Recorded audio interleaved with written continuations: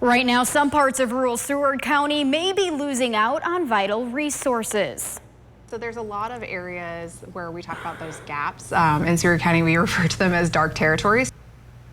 High-speed internet may become even harder to get for many. Good evening and thank you for joining us. I'm Sophia Pullman. Rod has the night off. Seward County commissioners bringing an important warning. They say federal cuts are reducing the number of locations eligible for broadband deployment by more than half. So what does that mean for people missing out? Channel 8's Karen Lucas joins us live from Utica. She tells us why people say reliable internet isn't just a luxury. Karen? Tell me slow or spotty internet isn't just an inconvenience. It hurts the bottom line. And that's why a local task force is stepping in to make sure rural Nebraska isn't left behind. Rural businesses and homes in Nebraska depend on the internet. But for many, reliable access is still a challenge. My mother-in-law, she lives in a location where it's very difficult to get the internet.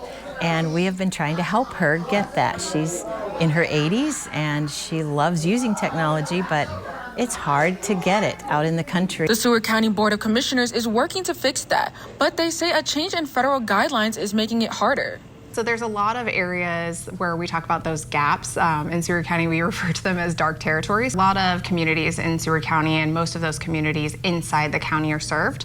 But there's a lot of places outside of those counties where we have holes and gaps between those service areas, which means that we have a lot of families without service. So those kids that are going to school, they don't have that reliable service.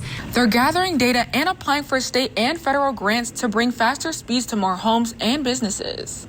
But under new guidelines from a federal broadband expansion program, the number of eligible locations in Seward County dropped from over 1,600 to less than 700.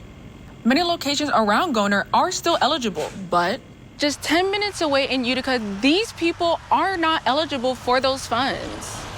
Here on your screen, you see a map of the county. The red dots are the places that are no longer eligible.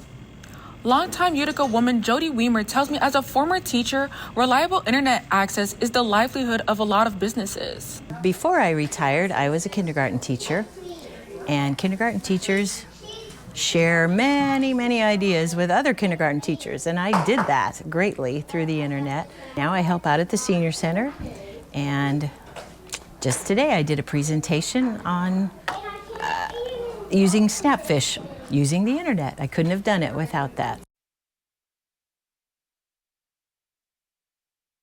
The county commissioners are urging people to reach out to Nebraska senators and Representative Mike Flood. Reporting in Utica, Karen Lucas, Channel 8 News.